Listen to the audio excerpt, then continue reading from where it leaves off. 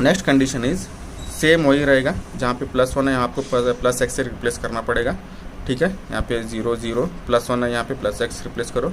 TE/TP × 1 है, यहाँ पे TE/TP × +x, ओके। नेक्स्ट यहाँ पे देखो -TE/TS × 1 है, यहाँ पे -TE/TS × x, okay. Next add +y motion to all elements, यहाँ पे +y ऐड करो, ठीक है। Next total motion this plus this equal 0 + y हुआ, ये जो है नहीं आर्म का है तो इसलिए NC। Next this plus this x + y होगा, ये जो कॉलम है नहीं E का है तो ये नी होगा। नेक्स्ट दिस प्लस दिस यहाँ पे लिखा हुआ है TE/TP × x + y, ये जो कॉलम है नहीं गेयर P का है NP होगा। Next this plus this, okay, यहाँ पे लिखा हुआ है this -TE/TS × x -TE/TS × x + y, ये जो कॉलम है गेयर S का है तो इसलिए NS होगा, ये होगा कॉलम। आपको यहाँ पे 4 इक्वेशन मिल गया टैबुलर कॉलम से, ठीक है। 9 अभी देखो टैबुलर कॉलम के सभी इक्वेशंस यहाँ पे लिखता हूँ। From tabular column we have NC = +y, NE = +xy, NP = ये इक्वेशन, NS = ये इक्वेशन। ये जो चारों इक्वेशन जो है टैबुलर कॉलम से मिलेंगे, ये वाले वहाँ पे लिखा हुआ पूरे चारों इक्वेशन। ये इक्वेशन 1 करके ले आओ, ये इक्वेशन 2 करके ले आओ, ये इक्वेशन 3 करके ले आओ, ये इक्वेशन 4 करके ले आओ। ये चारों जो है टैबुलर कॉलम के इक्वेशंस हैं। Next but given that, given में क्या दिया हुआ है यहाँ पे देखो, गिवन में लिखे हैं, गिवन में क्या लिखे हैं NE = 0, NC = +1 RPM, NS = +5 RPM। ये तीनों जो है ना अभी यहाँ पे लिखता हूँ मैं। But given that NC = +1 RPM, NE = 0, NS = +5 RPM। ये इक्वेशन को 5 करके ले आओ, ये इक्वेशन को 6 करके ले आओ, ये इक्वेशन को 7 करके ले आओ, ओके। अभी क्या करना है, टैबुलर कॉलम के इक्वेशन और गिवन इक्वेशन गिवन वैल्यूज़ पे कंपेयर करना है। टैबुलर कॉलम के इक्वेशंस को गिवन वैल्यूज़ के साथ कंपेयर करना है। यहाँ पे देखो NC = y है, यहाँ पे गिवन में NC = +1 है। तो अभी क्या करता हूँ मैं, इक्वेशन 1 और 5 कंपेयर करता हूँ। यहाँ पे देखो इक्वेशन 1 में क्या है NC = y है, ओके। यहाँ पे गिवन में देखो NC = +1 RPM है। मतलब यहाँ पे इक्वेशन और 1 और 5 में लेफ्ट हैंड साइड सेम है, तो इसका मतलब मैं राइट हैंड साइड को इक्वल कर सकता हूँ, मतलब इक्वेट कर सकता हूँ। यहाँ पे देखो वही लिखा है यहाँ पे, comparing equation 1 and 5, this is equation 1 and equation 5। यहाँ पे दोनों की LHS सेम है लेफ्ट हैंड साइड्स, तो राइट हैंड साइड को इक्वल कर सकता हूँ। तो यहाँ पे y = +1 RPM, यहाँ पे देखो y = +1 RPM, y का वैल्यू आपको मिल गया। नेक्स्ट देखो यहाँ पे NE = x + y है, ये इक्वेशन 2 है। यहाँ पे गिवन में देखो NE = 0 है, ये इक्वेशन नंबर 6 है। यहाँ पे दोनों 2 और 6 इक्वेशन में लेफ्ट हैंड साइड्स सेम है NE, तो मैं राइट हैंड साइड को इक्वेट कर सकता हूँ। तो वही यहाँ पे लिखा हुआ है comparing equation 2 and 6, comparing equation 2 and 6। सो दोनों के equation left hand side same है NE, तो मैं राइट हैंड साइड्स इक्वेट कर सकता हूँ। तो x + y = 0, वही यहाँ पे लिखा हुआ है comparing equation 2 and 6, x + y = 0। तो y का वैल्यू हमको मालूम है, जस्ट नो कैलकुलेटेड, यहाँ पे y का वैल्यू मालूम है हमको। तो y का वैल्यू यहाँ पे सब्स्टिट्यूट कर दो, x + 1 = 0, तो x का वैल्यू क्या होगा -1 RPM। आप RPM लिख भी सकते हैं, नहीं भी छोड़ भी सकते हैं, ओके। हमको क्या करना है, नंबर ऑफ टीथ फाइंड करना है, नंबर ऑफ टीथ P और E का फाइंड करना है, ठीक है। तो आप अभी क्या करते हैं, आप P और E का फाइंड कर सकते हैं। नंबर ऑफ टीथ T और नंबर ऑफ टीथ E और P का फाइंड करना है, ठीक है। तो उसके लिए हम क्या करते हैं, इक्वेशन नंबर 4 यूज़ करता हूँ मैं।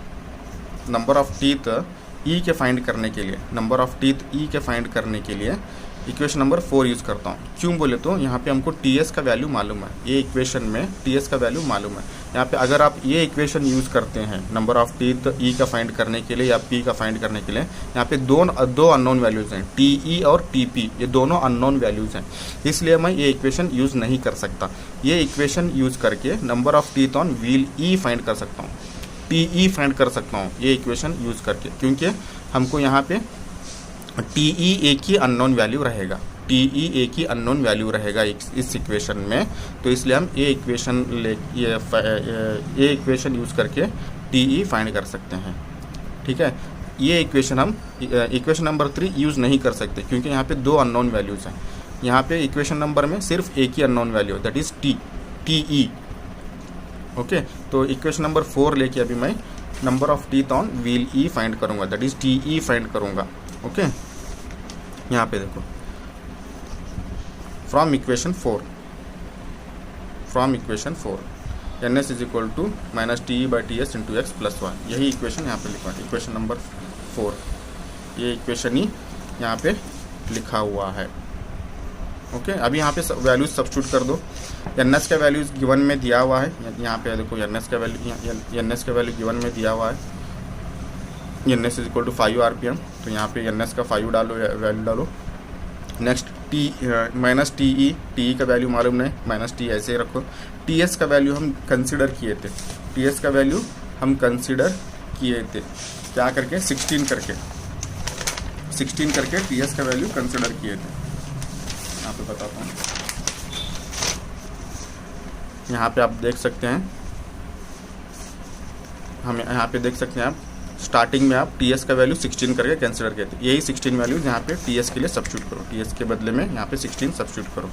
ओके, एक्स का वैल्यू -1 अभी यहाँ पे फाइंड किए थे, वही यहाँ पे -1 डालो।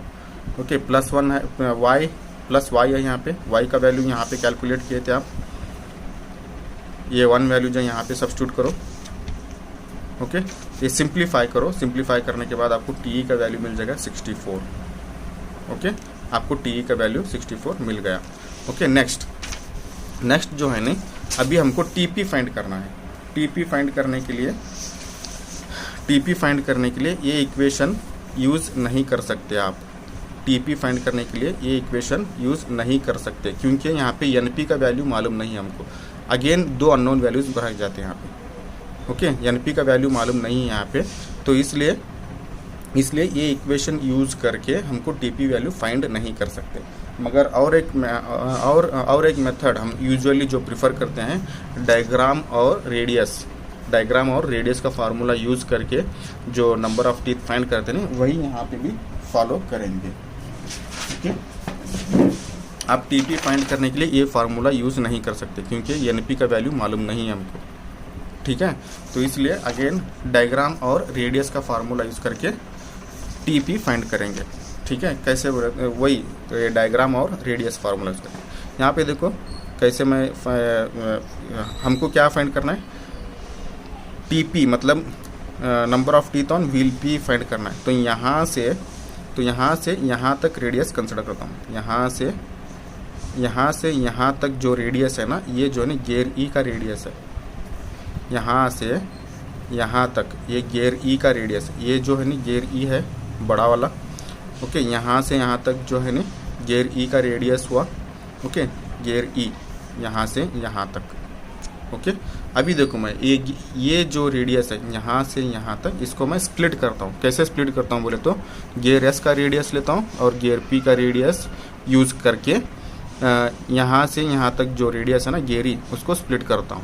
यहाँ पे देखो, यहाँ से यहाँ तक क्या हुआ, ये गियर एस का रेडियस है, यहाँ से यहाँ तक गियर एस का रेडियस, ये गियर एस है, यहाँ से यहाँ तक ये गियर एस का रेडियस है, तो आर एस, मतलब यहाँ से यहाँ आप पहुँच गए। नेक्स्ट यहाँ से यहाँ तक जो है नी ये गियर पी का रेडियस है, ये जो है गियर पी है, और यहाँ से यहाँ तक जो है नी गियर पी का रेडियस है। ठीक है, तो प्लस आर पी, तो मतलब यहाँ से आप यहाँ तक पहुँच गए। नेक्स्ट यहाँ से यहाँ तक भी है ना गियर पी का ही रेडियस है, यहाँ से यहाँ तक जो है ना गियर पी का ही रेडियस है, यही गियर पी है, यहाँ से यहाँ तक गियर पी है, गियर पी का रेडियस है। ठीक है, तो अगेन प्लस आर पी यहाँ से यहाँ तक। ओके, मतलब यहाँ से यहाँ तक आपका यहाँ तक डिस्टेंस कवर होगा, मतलब यहाँ से यहाँ तक आर ई है, मैं आर ई को ऐसे स्प्लिट किया, आर एस, यहाँ से यहाँ तक आर एस, नेक्स्ट यहाँ से यहाँ तक आर पी, नेक्स्ट यहाँ से यहाँ तक R P, next again R P. Okay, so मैं और भी सिंप्लीफाइड फॉर्म में इसको लिख सकता हूँ मैं, R E is equal to R S plus R P 2RP। Okay, तो ये इक्वेशन यूज़ करके नंबर ऑफ टीथ हम फाइंड कर सकते हैं। ओके, देखो यही वही equation R E is equal to R S plus 2RP, वही इक्वेशन अभी जो हमने इक्वेशन में दिखाया आपको, ये वाला इक्वेशन ही यहाँ पे लिखा हुआ है, R E is equal to R S plus 2RP। Okay, यहाँ पे मॉड्यूल तो नहीं दिया हुआ है क्वेश्चन में कौन से भी गियर का, तो मॉड्यूल को हम सेम करके अज्यूम करके, ठीक है, ये फार्मूला सब्स्टिट्यूट करके, ठीक है, फार्मूला सब्स्टिट्यूट करके डायरेक्ट नहीं तो आप ये निकाल दो आप।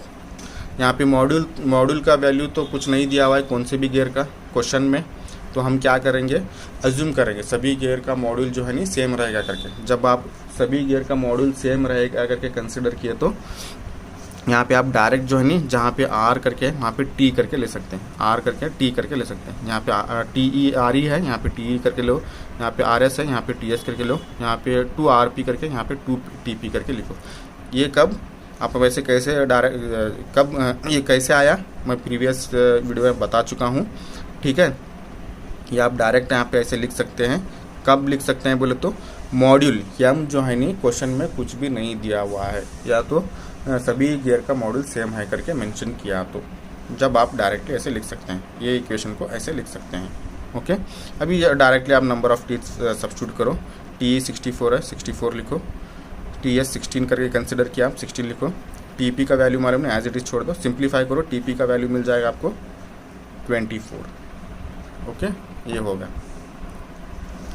Next task is to find out the torque on E. अभी आपको टॉर्क ऑन ई फाइंड करना है। यहाँ पे क्वेश्चन में सेकेंड टास्क जो है ये वाला second task, torque necessary to keep the internal gear stationary. ये टॉर्क मतलब torque on internal gear find करना है, तो उसके लिए आपको एनर्जी इक्वेशन यूज़ करना पड़ेगा। टॉर्क ऑन ई फाइंड करने के लिए energy equation, here I will use the energy equation for gears E, S and C, arm C। क्यों यही तीन क्यों लिया हूँ बोले तो यहाँ पे NE का स्पीड हमको मालूम है, ठीक है, और टॉर्क E का ही फाइंड करना है, इसलिए E गियर कर से कंसिडर किया। S गियर का टॉर्क भी दिया हुआ है और स्पीड भी हमको मालूम है, तो इसलिए हम S गियर कंसिडर किए। C का जो है नहीं टॉर्क नहीं दिया हुआ है, मगर इसका C का आर्म C का जो है नहीं इसका स्पीड हमको दिया हुआ है, तो इसलिए C ये तीन कंसिडर किया हूँ मैं। यहाँ पे P का कुछ स्पीड भी मालूम नहीं है हमको और टॉर्क भी मालूम नहीं है, ये गियर वाले का। ये P क्यों, यहाँ पे टोटल 4 एलिमेंट्स हैं, E, P, S और C, ठीक है, तो इसमें से मुझे 3 कंसिडर करना है। यहाँ पे 4 है, E, P, S, C 4 elements हैं, तो एनर्जी इक्वेशन लिखने के लिए इन चारों में से मुझे 3 कंसिडर करना है। मैं 3 जो कंसिडर जो किया हूँ ना वो है E, S, C। E, S, C क्यों बोले तो P का हमको कुछ भी मालूम नहीं, P का कुछ टॉर्क भी मालूम नहीं है और स्पीड भी मालूम नहीं, तो इसलिए ये वाला छोड़ के ये 3 कंसिडर किया हूँ मैं, E, S, C। ओके, यहाँ E, S और C। ओके, अभी इसका एनर्जी इक्वेशन लिखना है, और एनर्जी इक्वेशन कैसे लिखना है मैं प्रीवियस वीडियो में बता चुका हूँ डिटेल में। ओके, पहले E करके लिए तो torque on wheel E into NE speed, आप NE का टॉर्क और स्पीड मल्टीप्लाई करना पड़ेगा, torque on wheel E into speed. Okay, plus next S का लिखना है similarly, torque on S into speed of S। Next plus next gear जो है C है, torque on C into speed of C, that is equal to 0। ये energy equation है। इसको कैसे लिखते हैं मैं प्रीवियस वीडियो में बता चुका हूँ। कुछ नहीं, यहाँ पे क्या करना है आपको, E का लिखना है, E का जो है ना टॉर्क और स्पीड मल्टीप्लाई करना है, प्लस नेक्स्ट S जो है ना इसका टॉर्क और स्पीड मल्टीप्लाई करना है। नेक्स्ट गियर जो है ना C है ना, तो इसका टॉर्क और स्पीड मल्टीप्लाई करके टोटल इज इक्वल टू 0 करना है। इतना ही खत्म। अभी यहाँ पे वैल्यू सब्स्टिट्यूट करो। यहाँ पे देखो टॉर्क ऑन व्हील E है, torque on V as it is, NE का वैल्यू 0 है। यहाँ पे NE का वैल्यू 0 दिया हुआ है क्वेश्चन में, गिवन में NE का वैल्यू 0 है, तो यही 0 यहाँ पे सब्स्टिट्यूट करो, NE के बदले में 0। Okay, next plus torque on wheel S दिया हुआ है, ओके, 100 आरपीएम करके, 100 न्यूटन मीटर करके। यहाँ पे आप देख सकते हैं गिवन में torque on wheel S 100 newton metre, वहीं यहाँ पे लिखा हुआ है 100, okay. Next N S speed 5 RPM यहाँ पे गिवन में दिया हुआ है, N S is equal to 5 RPM, यही 5 यहाँ पे लिखा हूँ मैं, okay. Next plus torque on C हमको मालूम नहीं है तो ऐसे ही एज इट इज लिख दो। N C speed of arm that is N C, वो गिवन में दिया हुआ है 1, ये वाला N C is equal to 1, so N C is equal to 1 यहाँ पे सब्स्टिट्यूट करो, okay. So total is equal to 0, तो यहाँ पे देखो 0 इंटू एनीथिंग 0, यहाँ पे देखो 100 into 500, so torque on C into 1, so torque on मतलब टॉर्क ऑन सी होगा इज इक्वल टू 0 होगा। तो यहाँ पे आपको ये 0 छोड़ दो, 500 इधर लिए, तो यहाँ पे torque on C is equal to -500 newton metre होगा। तो हमको टॉर्क ऑन सी मिला, हमको क्या चाहिए, टॉर्क ऑन ई चाहिए, हमको मिला टॉर्क ऑन सी। तो इसलिए और एक इक्वेशन यूज करते हैं हम, टॉर्क इक्वेशन यूज करते हैं। टॉर्क इक्वेशन जैसे एनर्जी इक्वेशन है, ठीक है, हम टॉर्क इक्वेशन यूज करते हैं, क्योंकि हमको अभी टॉर्क ऑन व्हील ई नहीं मिला, टॉर्क ऑन ई नहीं मिला है, तो इसलिए हम टॉर्क इक्वेशन यूज करते हैं। जैसे एनर्जी इक्वेशन है वैसे ही टॉर्क इक्वेशन है। Torque equation very simple, torque equation यहाँ पे देखो, नो टॉर्क इक्वेशन। यहाँ पे आप कौन से गियर, 3 गियर कंसिडर किए, E S C. Torque equation भी जो है ना 3 गियर, यही 3 गियर यहाँ पे कंसिडर करना है। टॉर्क इक्वेशन लिखने के लिए यहाँ पर ऊपर जो एनर्जी इक्वेशन के लिए जो गियर्स कंसिडर किए रहते हैं ना, वही गियर यहाँ पे भी कंसिडर करना है, ई एस सी, ओके। इसका टॉर्क इक्वेशन कैसे लिखना है, ये तीनों का टॉर्क इक्वेशन कैसे लिखना है बोले तो तीनों के टॉर्क ऐड करके इक्वल टू 0 करना है, ये तीनों के टॉर्क ऐड करके इक्वल टू 0 करना है, यही टॉर्क इक्वेशन है। टॉर्क इक्वेशन कैसे लिखते हैं बोले तो आप जो 3 गियर कंसिडर किए रहते हैं उन तीनों के टॉर्क को ऐड करके, ओके, उसको इक्वल टू 0 करना है। और ये 3 जो गियर है नी यहाँ पे जो ले रहते हैं ना एनर्जी इक्वेशन लिखने के लिए, वही 3 गियर यहाँ पे लेना है, ओके। ये टॉर्क इक्वेशन कैसे लिखते हैं बोले तो यहाँ पे जो आप 3 गियर कंसिडर किए रहते हैं वही तीनों के टॉर्क ऐड करके इक्वल टू 0 करना है। यहाँ पे देखो ई है तो टॉर्क ऑन ई ये होगा, नेक्स्ट यस है torque on S, next C है plus torque on C is equal to 0। Torque on E हमको मालूम नहीं, एज इट इज़ लिख दो, ठीक है। हमको यही फाइंड करना है, तो इसलिए मैं ये टॉर्क ऑन एस और टॉर्क ऑन सी को राइट साइड लेता हूँ। तो टॉर्क ऑन ई फाइंड करना है, torque on E is equal to minus torque on S, ये राइट साइड में ले आऊँ। नेक्स्ट टॉर्क ऑन सी को, इसको भी लेफ्ट साइड में हो, इसलिए माइनस टॉर्क ऑन सी। अभी यहाँ पे वैल्यूज सब्स्टिट्यूट करो। टॉर्क ऑन एस 100 है, टॉर्क ऑन एस यहाँ पे मैं बता चुका हूँ आपको, यहाँ पे बता चुका हूँ। Torque on wheel S 100 newton metre है, यही वैल्यू यहाँ पे सब्स्टिट्यूट करो। माइनस है तो माइनस एज इट इज लिखो, टॉर्क ऑन एस 100 है, 100 यहाँ पे सब्स्टिट्यूट करो, ठीक है। माइनस यहाँ पे, सॉरी माइनस यहाँ पे ये लिखो, टॉर्क ऑन एस 100 है, 100 यहाँ पे लिखो। Next minus as it is ऐसे लिखो। टॉर्क ऑन सी अभी यहाँ पे आप फाइंड किए दैट इज -500, ये -500 को यहाँ पे ब्रैकेट में लिखो, ठीक है।